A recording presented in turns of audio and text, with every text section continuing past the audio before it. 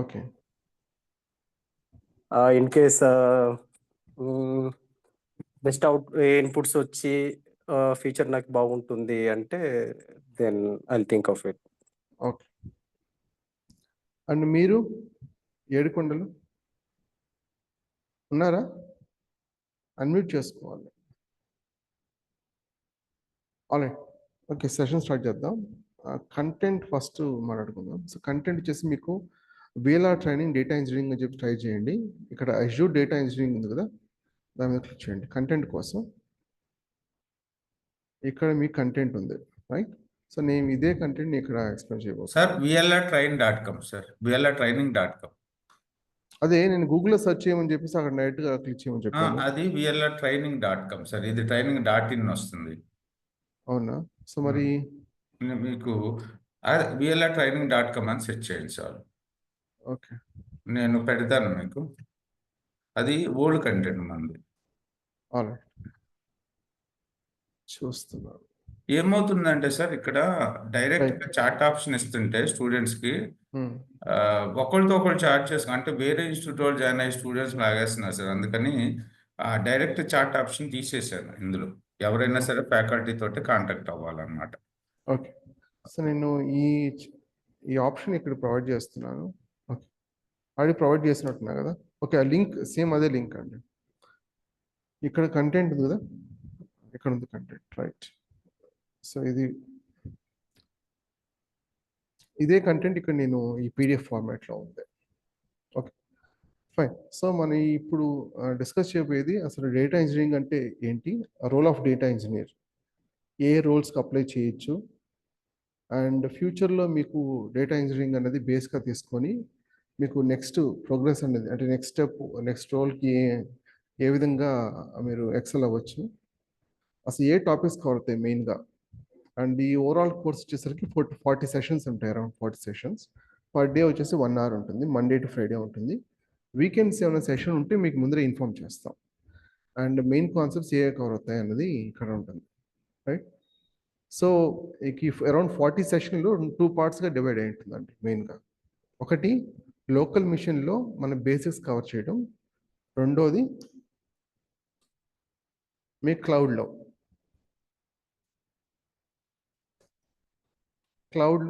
Portion అంతా ఇది, and local మన సిస్టంలో ట్రై చేసేదంతా కూడా ఇది అనమాట, రైట్? సో ఇవి మెయిన్గా ఏంటంటే మనం పైథాన్ బేసిక్స్ స్టార్ట్ చేస్తాం. ఎందుకు పైథాన్ అంటే మీకు డేటా బ్రిక్స్ ఉంది కదా,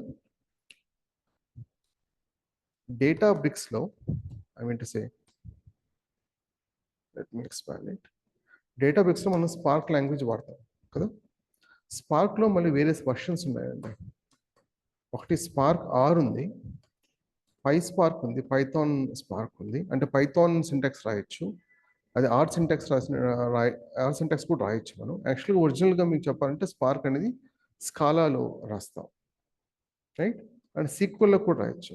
మీకు అజ్యూర్లో చూసినట్లయితే C# వర్షన్ కూడా ఉంది. అఫ్కోర్స్ నేను కూడా ఎప్పుడు C#లో రాయలేదు, బట్ ప్రిడామినెంట్గా మనం ఇక్కడ ఏంటంటే PySpark, స్కాలా, సీక్వెల్ ఈ 3 వర్షన్స్ వాడతారు. దీంట్లో ఏది బెటర్ అని అడిగినట్లయితే స్కాలా బెటర్. ఎందుకంటే స్పార్క్లో ఏదైనా సరే మీకు చేంజెస్ వచ్చాయనుకోండి, ఫస్ట్ స్కాలాలో చేంజ్ చేస్తారు. స్కాలా అంటే ఏం లేదు, ఇంకా సింప్లిఫై చేయాలంటే జావా తెలుసు కదా మీకు.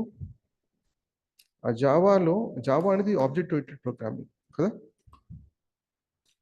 అదే మీకు స్కాలా అన్నది జావానే, బట్ ఫంక్షనల్ ఓరియంటెడ్ ప్రోగ్రామింగ్.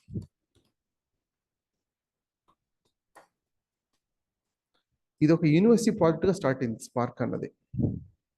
ఈ స్పార్క్ ఎవరైతే బిల్డ్ చేశారో యూనివర్సిటీ ప్రాజెక్ట్గా తీసుకొని, వాళ్ళే మీకు బయటకు వచ్చి వీళ్ళు ఎస్టాబ్లిష్ చేశారు డేటాబ్రిక్స్ అన్నది. ఆల్రెడీ లాంగ్వేజ్ అన్నది మీకు స్పార్క్ అనేది ఉన్నప్పుడు, ఆల్రెడీ బిల్డ్ చేసినప్పుడు, ఎస్పెషల్లీ 4 వర్షన్స్ ఉన్నప్పుడు, మళ్ళీ ఈ డేటాబ్రిక్స్ ప్లాట్ఫామ్ అవసరం ఏంటి అనే క్వశ్చన్ వస్తుంది. ఓకే, ఇంతవరకు ఏమైనా క్వశ్చన్స్ ఏమైనా ఉన్నాయి ఇప్పుడు చెప్పినంత వరకు? లేదా మీకు ఏమైనా ఎక్స్పెక్ట్ చేస్తున్నారా దీనికంటే, అంటే ఈ టాపిక్స్ కాకుండా ఇంకేమైనా అడిషనల్గా?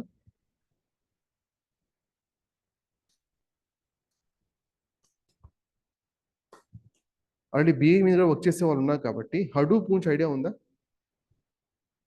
బిగ్ డేటా హ్యాండిల్ చేసి చాలా టూల్స్ ఉండేవి ముందర మనకి. హైవ్ అని, స్కూప్ అని, రైట్? చాలా టూల్స్ ఉండేవి, ఒకటి కాదు రెండు కాదు. సో హడూప్ క్లస్టర్ మనం బిల్డ్ చేసేవాళ్ళం. సో అది ఏమైందంటే ఇంకోటి పిగ్ అని ఉండేది ఒకటి, రైట్? సో చాలా టూల్స్ ఉండేవి. అది ఏంటంటే ఒకరు బిల్డ్ చేసిన టూల్ కాదనమాట ఇది, ఈ బిగ్ డేటా అన్నది, అంటే బిగ్ డేటా టూల్స్ అన్నవి మల్టిపుల్ ప్రొవైడర్స్ బిల్డ్ చేశారనమాట. దీనివల్ల ఏంటంటే చాలా అంటే సింక్ చేసుకోవడం లేదా ఆ క్లస్టర్ సెటప్ చేయడం అనేది చాలా డిఫికల్ట్ ఉండేది. అసలు ఇదంతా కూడా ఎందుకంటే లెట్స్ టేక్ ఇప్పుడు ఒక ఎగ్జాంపుల్ తీసుకుందాం. ఒక సింగిల్ సిస్టమ్, మీకు ఏం క్వశ్చన్స్ ఏమంటే వెంటనే ఇంటరప్ట్ చేసి అడగచ్చు, చివరి వరకు వెయిట్ చేయాల్సిన అవసరం లేదు, ఇంటరాక్ట్గా ఉంటే బెటర్. లెట్స్ టేక్ ఇప్పుడు ఒక సిస్టమ్ ఉందనుకోండి. ఒక సిస్టంలో మీకు ఏమేమి రిసోర్స్ ఉంటాయి? ర్యామ్ ఉంటుంది, రైట్? ఇంకేముంటుంది? సిపియు ఉంటుంది, రైట్? ఇంకా సమ్ డిస్క్ అనేది ఉంటుంది. ఆఫ్ కోర్స్ జీపీయూస్ ఇవన్నీ కూడా పక్కన పెట్టేద్దాం. జనరల్గా ఇప్పుడు ఇలా ఉందనుకోండి. లెట్స్ టేక్ ఇప్పుడు ఈ సిస్టమ్ అనేది నాకు 32 GB ఉందనుకుందాం ర్యామ్. సిపియు వచ్చేసరికి 2 Xeon ప్రాసెస్ ఉన్నాయి. ప్రొడక్షన్లో ఎప్పుడు కూడా Xeon ప్రాసెస్ ఎక్కువ వాడతారు కదా. 2 Xeon ప్రాసెస్ ఉన్నాయి అనుకుందాం. లెట్స్ టేక్ డిస్క్ వచ్చేసరికి 4 TB ఉంది అనుకుందాం, రైట్? ఇలా ఉన్నప్పుడు లెట్స్ టేక్ 1000 యూజర్స్ ఈ సిస్టమ్ని హ్యాండిల్ చేస్తుంది. ఒక అప్లికేషన్, దీంట్లో ఈ అప్లికేషన్ వచ్చేసరికి 1000 యూజర్స్ కనెక్ట్ అవుతున్నారు. అది ఏం ఇష్యూ లేకుండా, లేటెన్సీ ఏం లేకుండా, లేటెన్సీ ఏం లేదు, డిలే ఏం లేకుండా 1000 యూజర్స్ హ్యాండిల్ చేయగలుగుతుంది. లెట్స్ టేక్ ఇప్పుడు 2000 యూజర్స్ కనెక్ట్ అయ్యారనుకోండి సడన్గా, లేదా 2000 యూజర్స్ పెరిగారనుకోండి, ఏం చేంజెస్ చేయొచ్చు మనం దీంట్లో, ఈ సిస్టంలో ఏ చేంజెస్ చేస్తే, అంటే ఈ ప్రస్తుతం ఉన్న సిస్టమ్ కేవలం 1000 యూజర్స్ మట్టుకే హ్యాండిల్ చేయగలుగుతాం. 2000 యూజర్స్ స్కేలప్ అయ్యారనుకుందాం, జస్ట్ ఇమాజిన్. ఇప్పుడు ఏ చేంజెస్ చేస్తే మీకు ఇప్పుడు 2000 యూజర్స్ హ్యాండిల్ చేయగలం? ఒక నెట్వర్క్ కూడా ఒకటి ఉంది కదా, నెట్వర్క్. ఆల్రెడీ మీకు ఎక్స్పీరియన్స్డే కాబట్టి జస్ట్ ఎనీ గెసెస్, ఏమి చేంజెస్ చేయాల్సిన అవసరం ఉంటుంది 2000 యూజర్స్ హ్యాండిల్ చేయడం కోసం?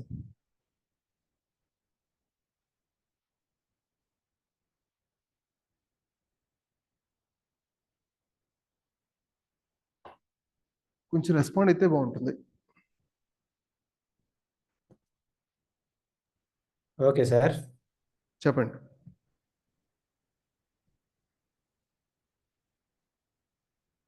క్వశ్చన్ అర్థమైందా? మళ్ళీ చెప్పండి సార్. ఓకే, ఇప్పుడు ఒక సిస్టమ్ ఉందనుకోండి, ఒక 1000 యూజర్స్ హ్యాండిల్ చేస్తుంది అనుకోండి. 32 GB RAM, 2 Xeon processors, 4 TB disk ఉంది అనుకుందాం. 2000 యూజర్స్ స్కేలప్ అంటే 2000 ఇప్పుడు వర్క్లోడ్ వచ్చేసి 2000 యూజర్స్కి మారారు. ఇప్పుడు ఏమేమి చేంజెస్ చేయాల్సి ఉంటుంది ఈ సిస్టంలో? In terms of scale down టైప్లో అడుగుతున్నారా? అవునండి. అదేనండి, మన రిక్వైర్మెంట్ని బట్టి మా జనరల్గా ఒక హార్డ్వేర్ సిస్టమ్ ఉందనుకోండి ఫిజికల్గా, we cannot increase and we cannot decrease. Of course we can decrease and some limitation is there, not beyond that as per system, but logically we can increase or decrease dynamically. Okay, alright. So Pashupati and Sudheer Reddy, ఈ విషయంలో మీరు hesitate చేయకూడదు, already experience people కదా మీరు. ఉన్నారా అసలు?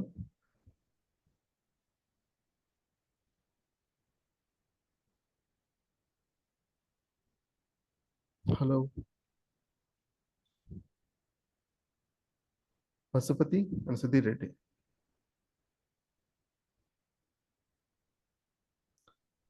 Alright, ఎవరు పెద్ద ఇంట్రెస్ట్ చూపిస్తున్నట్లేదు. ఓకే, ఎనీవే, బట్ ఓకే, ఒక 2000 యూజర్స్ ఉన్నప్పుడు ఆబ్వియస్లీ కొంత ర్యామ్ అనేది ఇంక్రీజ్ చేస్తాం, కొన్ని సిపియూ అనేసి యాడ్ చేస్తాం, అవసరమైతే కొంత డిస్ప్లేస్ యాడ్ చేస్తాం. కాకపోతే లోడ్ పెరిగే కొద్దీ ఏమవుతుందంటే మనం ఆబ్వియస్లీ రిసోర్స్ పెంచే కొద్దీ ఒక పాయింట్ వచ్చేసరికి స్టాగ్నెంట్ అయిపోతుంది.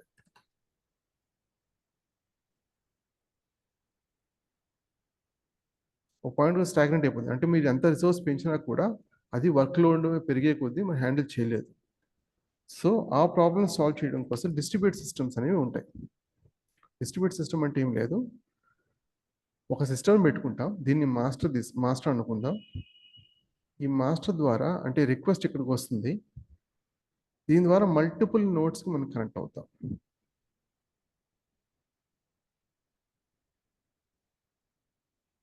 నోట్స్ మీన్స్ మెషిన్స్ అండి. మిషన్సే, సిస్టమ్సే. ఓకే. అది ఏం అంటే చేస్తుందంటే ఒక పీస్ ఆఫ్ వర్క్ వచ్చింది అనుకోండి, సపోజ్ దీనికి 1000 రోస్ కావాలి, ప్రాసెస్ చేయాలి. ఆ రిక్వెస్ట్కి 1000 రోస్ కావాలనుకోండి, అది ఏం చేస్తుందంటే 250 250 250 250 అలా ఏ విధంగా డిస్ట్రిబ్యూట్ చేయొచ్చు. షేర్ చేసుకుంటాయి. దానివల్ల ఏమవుతుంది, స్పీడ్ అవ్వడానికి. అవును, చాలా ఫాస్ట్గా అవడానికి. Okay. దీనివల్ల అడ్వాంటేజ్ ఏంటంటే, ఇప్పుడు కొంతమంది ఎక్కువ యూస్ వచ్చారనుకోండి, మనం ఎక్కువ నోట్స్ యాడ్ చేసే కొద్దీ ఏమవుతుందంటే పర్ఫార్మెన్స్ ఏం ఇంక తగ్గదు. స్టాగ్నెంట్ అవ్వడం అంటే ఏముండదు, ఇంతకు ముందు లాగా పెరుగుతూనే పోతుంది తప్ప తగ్గదు. దీన్నే డిస్ట్రిబ్యూట్ సిస్టమ్ అని అంటాం. అదే నోట్స్ ఇంక్రీజ్ చేసుకోవచ్చు, సో పర్ఫార్మెన్స్ తగ్గదు. So Okay. ఇంతకుముందు ఏంటంటే హడూప్ బిగ్ డేటా అనేది మనం పెరిగే కొద్దీ మన సిస్టమ్, ఒక సిస్టంలో మనం రిసోర్స్ పెంచుకుంటూ పోతే హ్యాండిల్ చేయలేం. సో మల్టిపుల్ నోట్స్ యూజ్ చేయాల్సింది, దానికి హడూప్ క్లస్టర్ యూజ్ చేసేవాళ్ళం. సో ఇప్పుడు ఏం చేస్తున్నామంటే స్పార్క్ లాంగ్వేజ్ మీకు యూనివర్సిటీలో ప్రాజెక్ట్ స్టార్ట్ అయిందని చెప్పాం కదా, వాళ్ళే బయటకు వచ్చి ఈ డేటాబేస్ స్టార్ట్ చేశారు. దీనివల్ల ఏంటంటే ఇన్ని టూల్స్ అవసరం లేదు, కేవలం స్పార్క్ సరిపోతుంది. అండ్ వాళ్ళు ఒక ప్లాట్ఫామ్ క్రియేట్ చేశారు, దాంట్లో ఏంటంటే మల్టిపుల్ నోట్స్ చాలా ఈజీగా క్రియేట్ చేయొచ్చు. ఇంతకుముందు క్లస్టర్ క్రియేషన్ చాలా డిఫికల్ట్ ఉండేది. అంతేకాకుండా వర్క్ ఉంటదేమో, ఏంటండి, మాన్యువల్ వర్క్ ఉంటదేమో ఓల్డ్ ట్రెడిషనల్. అవును. ఇప్పుడు అడ్వాన్స్డ్ వచ్చేసరికి లాజికల్ గా ఫ్లెక్సిబుల్ గా ఉండే ఉంటది. జస్ట్ ఒక నోట్బుక్ లో మీరు జస్ట్ ఎన్ని నోట్స్ కావాలంటే అన్ని నోట్స్ యాడ్ చేసుకోవచ్చు ఓకే. డేటాబిక్స్ ప్లాట్ఫామ్ ద్వారా. అంతేకాకుండా ఈ డేటాబిక్స్ చాలా పవర్ఫుల్. ఎంత పవర్ఫుల్ అంటే ఆల్మోస్ట్ ఏడబ్ల్యూఎస్లో కానీ, మీకు గూగుల్ క్లౌడ్లో కానీ, లేదా అజ్యూర్లో కానీ డేటాబిక్స్ ప్లాట్ఫామ్ ఉంటుంది. డేటాబిక్స్ అన్నది అజ్యూర్ సంబంధించిందో లేదా ఏడబ్ల్యూఎస్ సంబంధించిందో గూగుల్ సంబంధించిందో కాదు, సపరేట్ ప్రొవైడర్ వాళ్ళు. ప్రొవైడర్ అంటే ప్లగిన్ టైపా లేదంటే ఎలాంటి? అంటే వాళ్ళు బిల్డ్ చేసే సాఫ్ట్వేర్ అనమాట అది. థర్డ్ పార్టీ అంటే అజ్యూర్ వాళ్ళు, అంటే క్లౌడ్ ప్రొవైడర్స్ బిల్డ్ చేసేది సాఫ్ట్వేర్ కాదు. అజ్యూర్ డేటా ఫ్యాక్టరీ ఉందనుకోండి, అజ్యూర్ డేటా ఫ్యాక్టరీ అనేది అజ్యూర్ వాళ్ళు, అంటే మైక్రోసాఫ్ట్ వాళ్ళు బిల్డ్ చేసింది. డేటాబిక్స్ అన్నది అజ్యూర్ మైక్రోసాఫ్ట్ వాళ్ళు బిల్డ్ చేసింది కాదు. సో కరెంట్ గా ఇప్పుడు ఇది యూజ్ చేస్తున్నారండి, ట్రెండింగ్ గా ఉందా? అవును, డేటాబ్రిక్స్. డేటాబ్రిక్స్ ప్లాట్ఫామ్ ని యూజ్ చేస్తాం స్పార్క్ అన్నప్పుడు వెంటనే. ఓకే. సో ఈ డేటాబిక్స్ లో మల్టిపుల్ నోట్స్ మనం క్రియేట్ చేసుకోవచ్చు. ఈ లాంగ్వేజ్ కూడా సపోర్ట్ చేస్తాం. ప్రిడామినెంట్ గా Scala, PySpark and SQL. SQL already తెలిసిన వాళ్ళు సీక్వల్ ప్రిఫర్ చేస్తారు.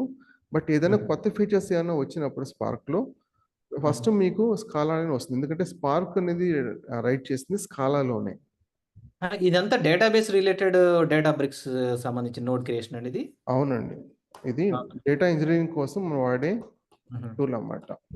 Okay, only data related purpose Databricks వాడతాము. అవును. ఓకే.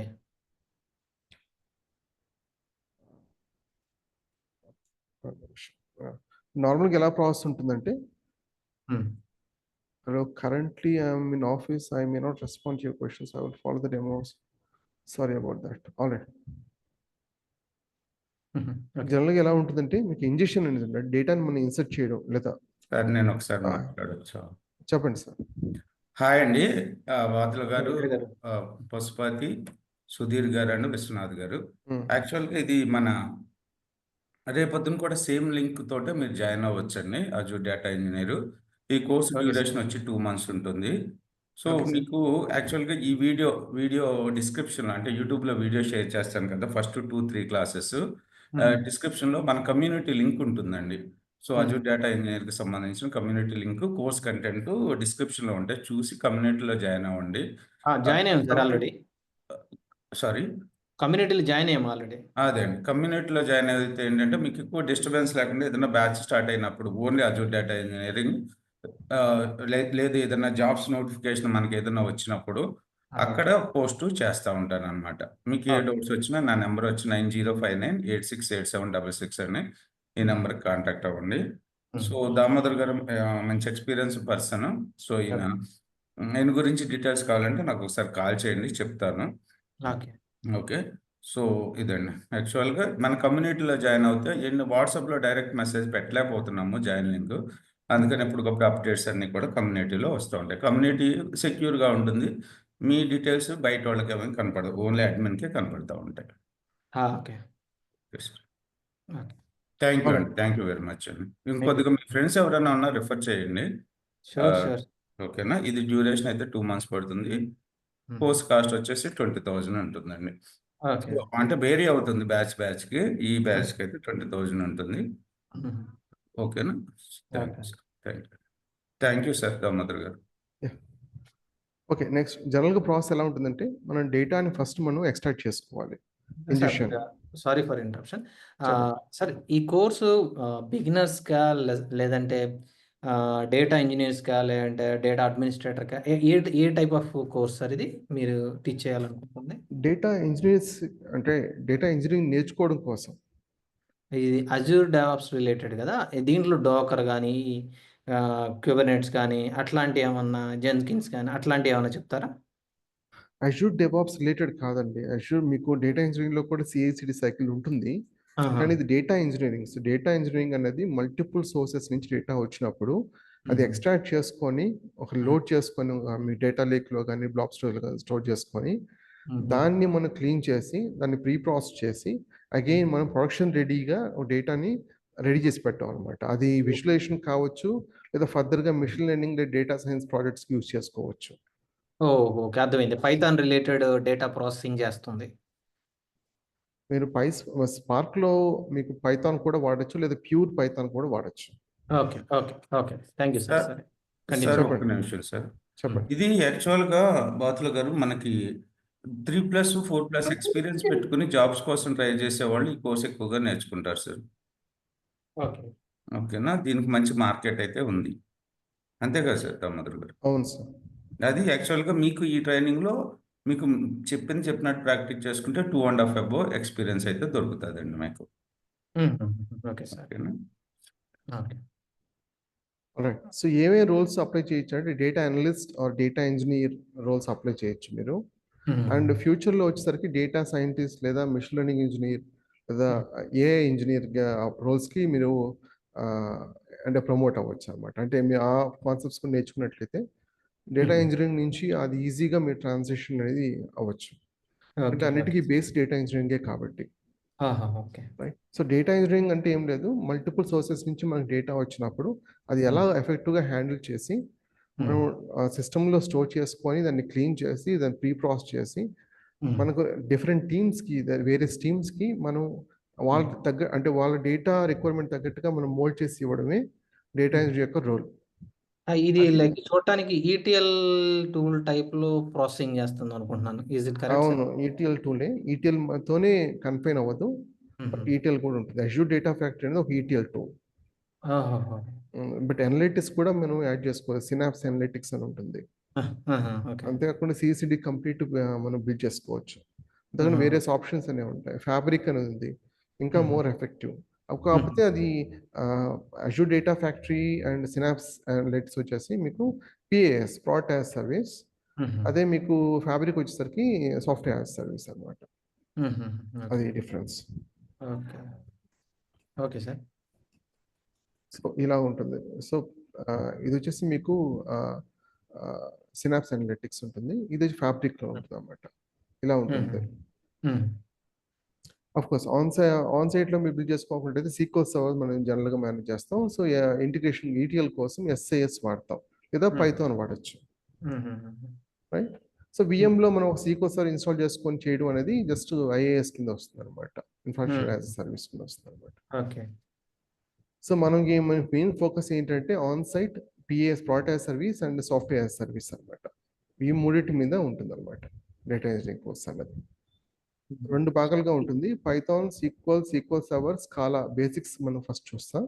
తర్వాత అజూర్ బేసిక్స్ నుంచి Azure basic services, Azure storage account కానీ రిసోర్స్ గ్రూప్స్ కానీ వాటిలో అజూర్ డేటా ఫ్యాక్టరీ ఎలా ఎక్కువ మనం క్రియేట్ చేసుకోవాలి, రైట్. అండ్ సినాప్స్ అనలిటిక్స్ ఎలాగ మనం ఓపెన్ చేయాలి, ఫ్యాబ్రిక్ ఎలా ఓపెన్ చేయాలి, బేసిక్ స్టఫ్ అనేది ఇక్కడ ఉంటుంది అనమాట. నెక్స్ట్ మన స్టోరేజ్ ఇన్ డీటెయిల్గా వెళ్తాం. ఇంత డేటా ఫ్యాక్టరీ మీరు అన్నా కదా ఈటీఎల్ అనేది, అది ఇక్కడ వస్తుంది డేటా ఫ్యాక్టరీ అన్నది. సినాప్స్ అనలిటిక్స్ అనేది మోర్ రోబస్ట్ డేటా ఫ్యాక్టరీ కంటే కూడా. ఇంతకుముందు ఇనిషియల్గా అంటే స్పెసిఫిక్ పర్పస్ కోసం స్టార్ట్ అయినా కూడా అజూర్ డేటా ఫ్యాక్టరీ కూడా దీంట్లో ఇంక్లూడ్ అయి ఉంటుంది. సో దాంతోపాటు అడిషనల్ ఆప్షన్స్ కూడా ఉంటాయి మీకు. ఫ్యాబ్రిక్ అన్నది ఏంటంటే ఇప్పుడు మోర్ స్టార్ట్ అయింది ఇప్పుడే, కాకపోతే ఇది మోర్ రోబస్ట్గా తయారవ్వచ్చు. అంటే ఫ్యూచర్లో ఫ్యాబ్రికే ఉండొచ్చు, ఓకే. సాఫ్ట్వేర్ సర్వీసే ఉండొచ్చు ఒకవేళ సాస్ మట్టుకే ఉంటే. బట్ సో ఇంకొక క్వశ్చన్ సార్, ఇది దీంట్లో మీరు చెప్పే కంటెంట్లో అంటే కోర్స్లో కంటైనరైజేషన్, ఇమేజ్ క్రియేషన్ ఆ టైప్ ఆఫ్ ఏమన్నా వస్తాయా? అంటే మీరు డెవాప్స్ ఎక్స్పెక్ట్ చేస్తున్నారా మీరు? ఇప్పుడు మన కోర్సు దేనికి రిలేటెడ్ అండి? డేటా ఇంజనీర్స్కి సంబంధించిందే కదా. అవును. సో ఈ కంటైనరైజేషన్ అంటే ఫైనల్గా మనం ప్రాసెస్ చేసిన డేటా ఎలా యూజ్ చేస్తాం అనేది, ఎలా ప్రీ ప్రాసెసింగ్ చేసి మొత్తం తీసుకొచ్చిన డేటాని ఒక ఇమేజ్ క్రియేట్ చేసి కంటైనర్లో పెట్టి యూజ్ చేస్తారా, ఎట్లా యూజ్ చేస్తారు? లేదు, యాక్చువల్గా మీరు రాంగ్గా జాయిన్ అయినట్టున్నారు. Data engineering okay, pipeline create చేస్తాం, డిప్లాయ్ చేస్తాం. ఆ ఓకే. డేటా, కొత్త డేటా వచ్చినప్పుడు ఆటోమేటిక్గా మనం క్లీన్ చేసి ప్రీ ప్రాసెస్ చేస్తుంది.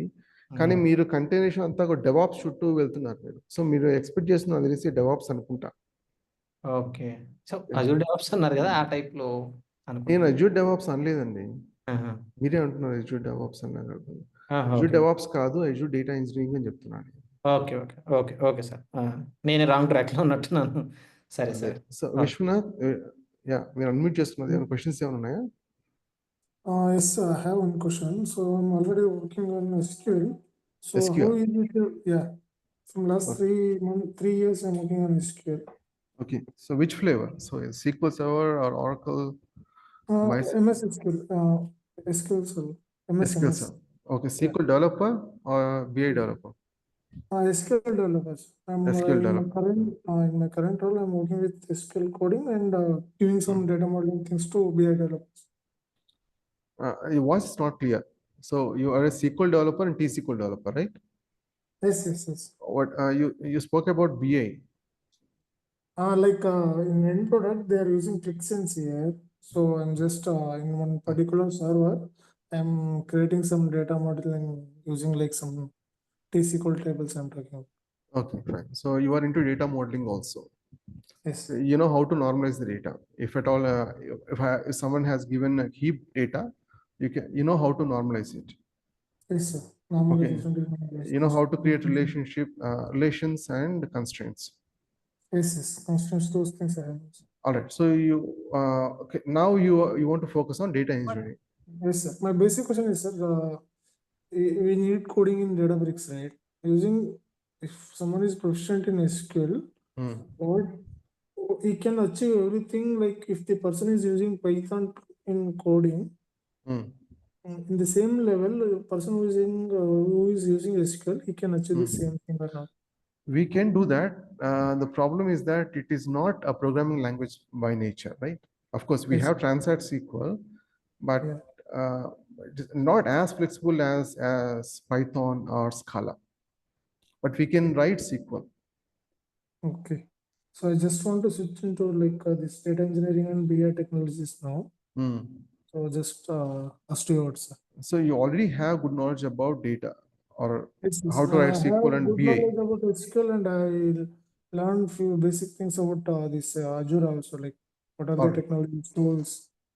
Now you want to learn technologies that are cloud agnostic. Yes. All right. Just I Then want to make sure like myself to be ready to interview as a alright, data so engineer. Yeah.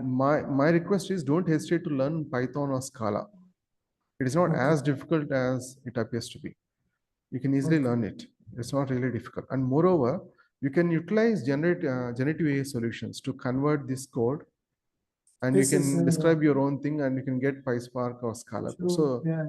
getting a code is not really difficult, but you need to understand the basics, Yeah.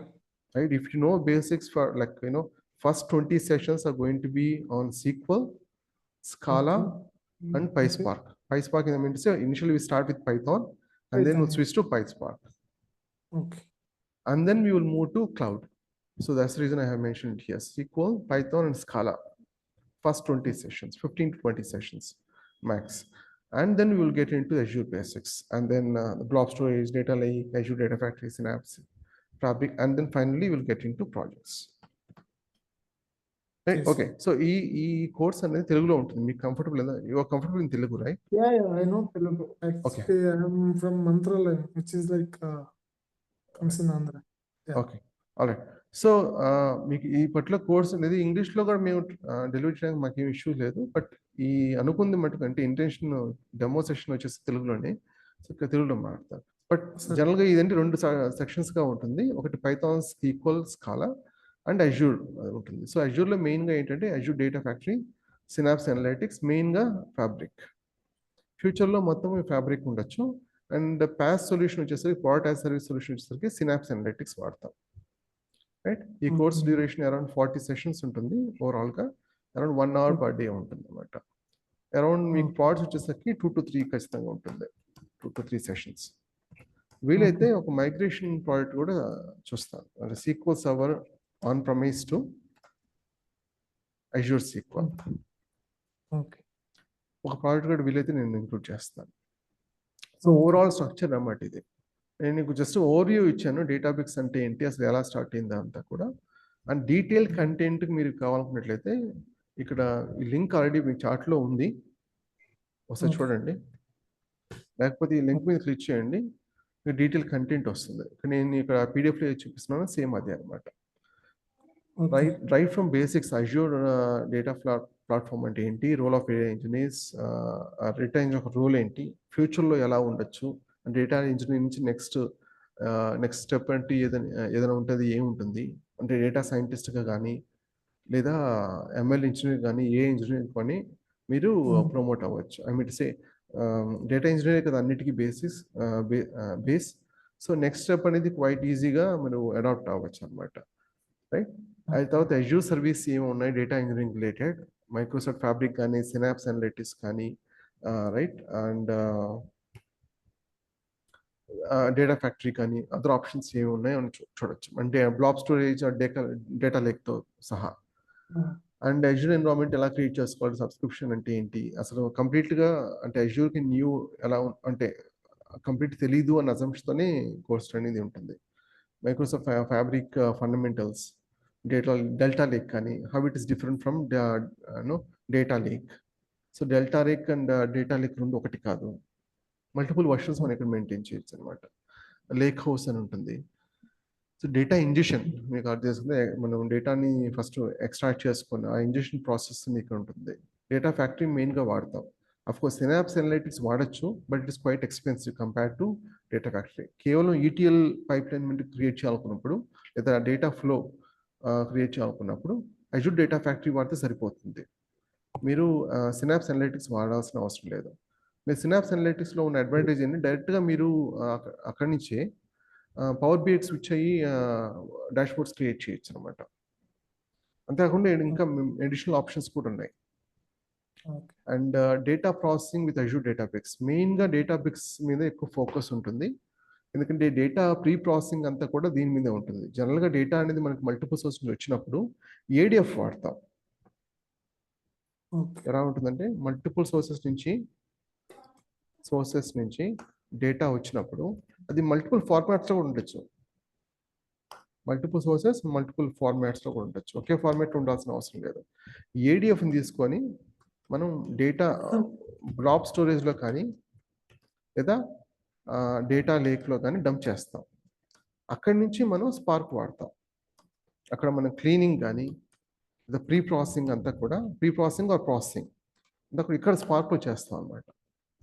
ఇక్కడ నుంచి మనం next వచ్చేసి power బిఐకి shift అవుతాం.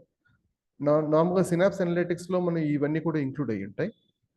లేదు అంటే ADF సపరేట్గా తీసుకొని power బిఐకి అంటే స్పార్క్ సపరేట్గా ఒక ఇన్స్టెన్స్ క్రియేట్ చేసుకొని తర్వాత పవర్ బిఐ సపరేట్గా చేయొచ్చు. సో ఈ బెటర్ ఏంటంటే ఇక్కడ డంప్ చేసుకున్న తర్వాత సినాప్స్ అనలిటిక్స్ అంటే కంప్లీట్ వర్క్ ఫ్లో అయినట్టు బట్టి కంప్లీట్గా ఇది మొత్తము సినాప్స్ అనలిటిక్స్తో మేనేజ్ చేసేయచ్చు, రైట్?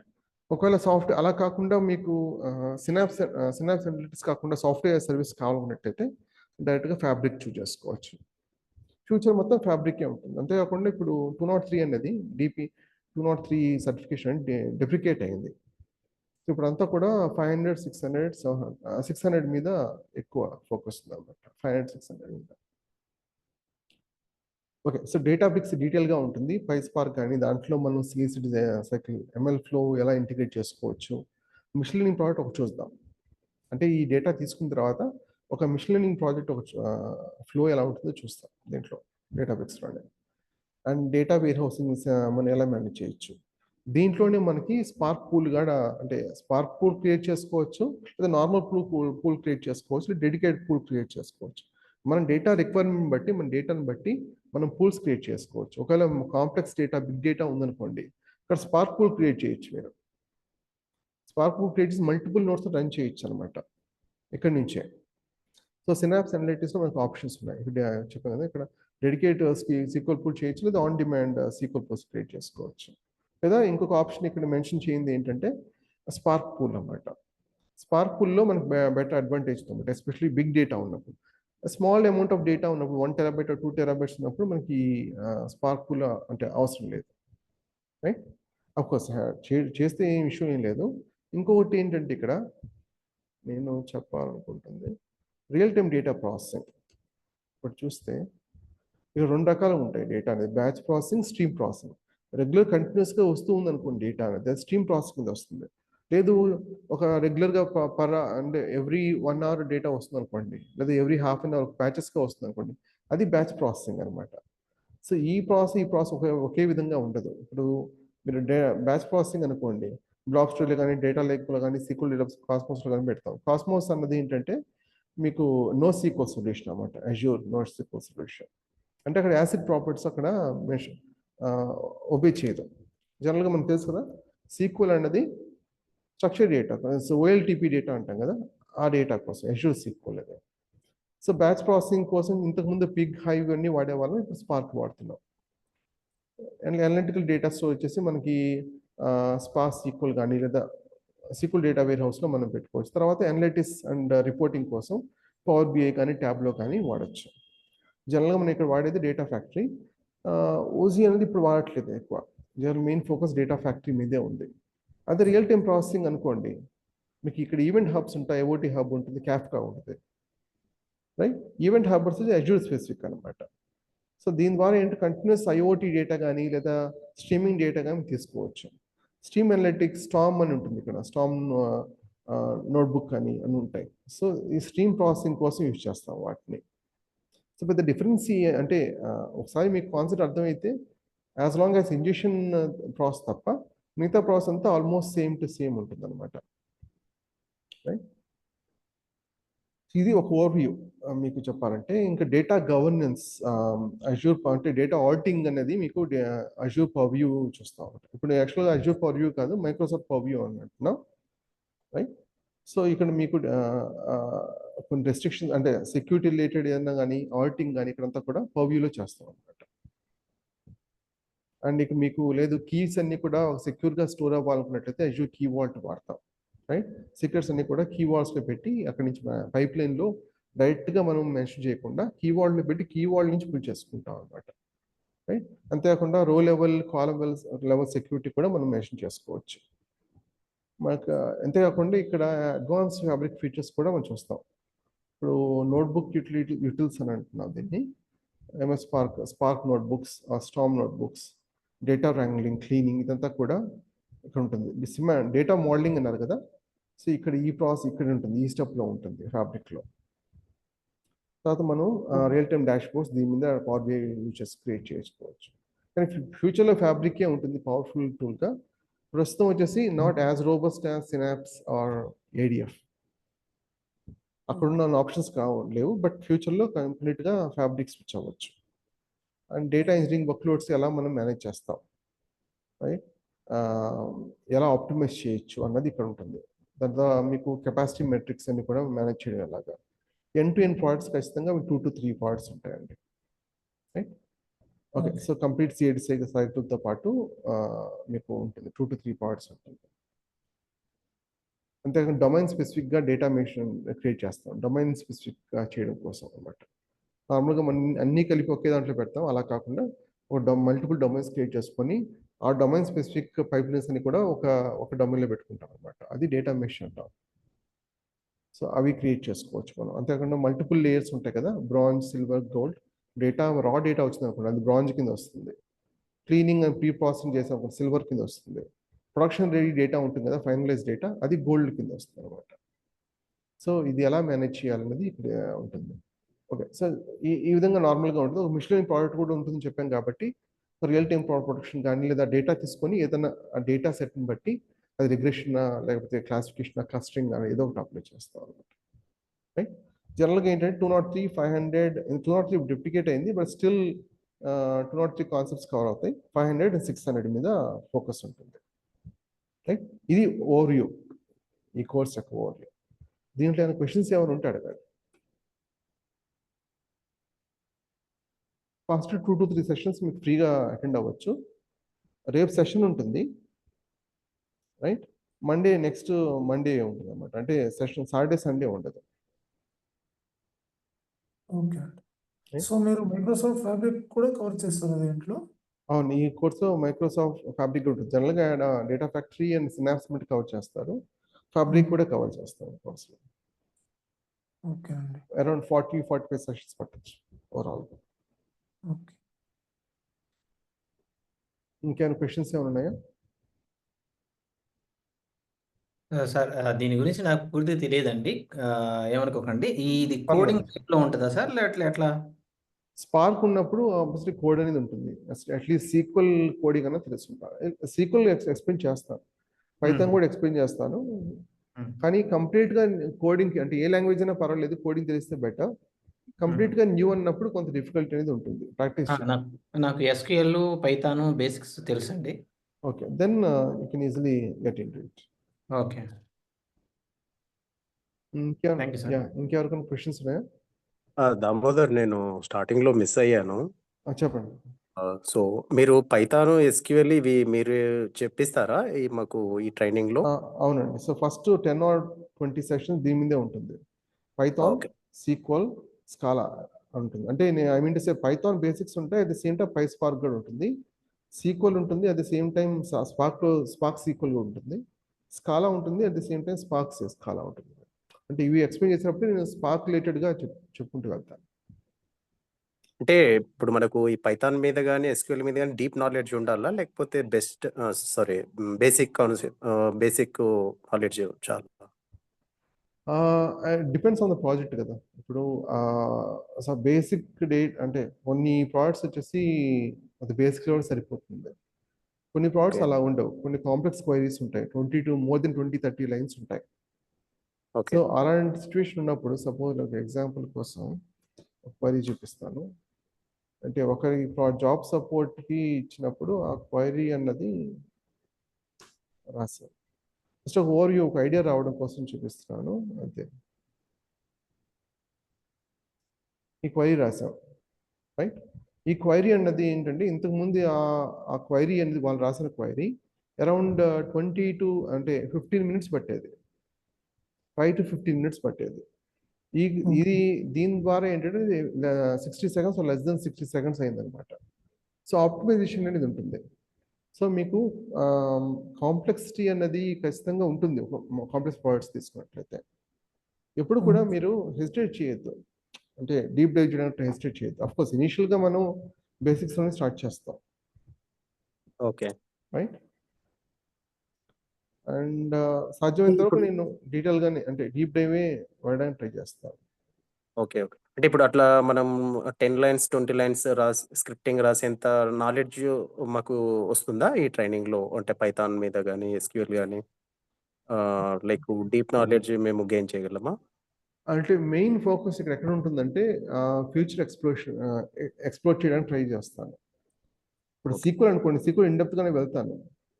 ఓకే, కానీ నెక్స్ట్ ప్రోడక్ట్ లెవెల్ వచ్చేసరికి మీకు ఫీచర్స్ మ్యాక్సిమం ఎంతవరకు కవర్ చేయాలో అంటే ఆ ఫ్లో మీద ఎక్కువ ఫోకస్ పెడతాను.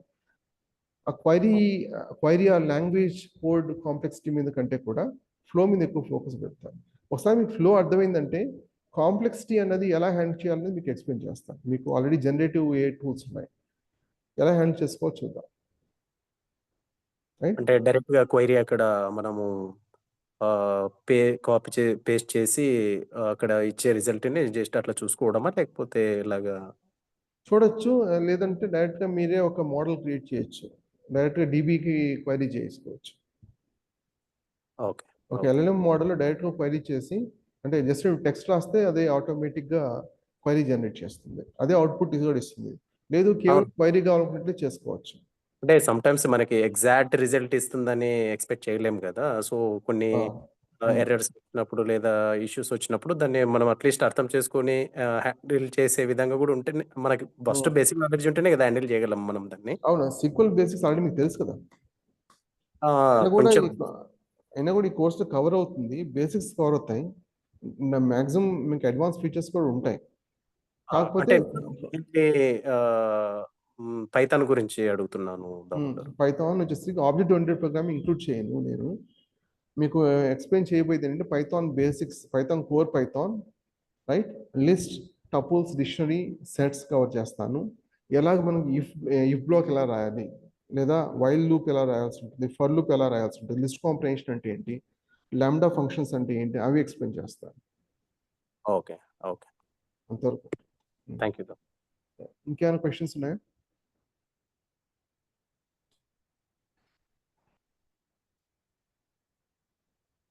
Okay, that's it from my end. రేపు ఇదే సేమ్ టైం 8 o'clockకి సెషన్ ఉంటుంది. దామోదర్ గారు రికార్డింగ్ ఆఫ్ చేస్తే నేను ఒక క్వశ్చన్ అడుగుతా. ఓకే, చెప్పండి. Technical question? అంటే నా పర్సనల్ క్వశ్చన్ అనుకోండి. ఓకే, నేను రికార్డింగ్ స్టాప్ చేస్తాను. ఇంకెవరికైనా క్వశ్చన్స్ ఉన్నాయా టెక్నికల్ స్టాఫ్?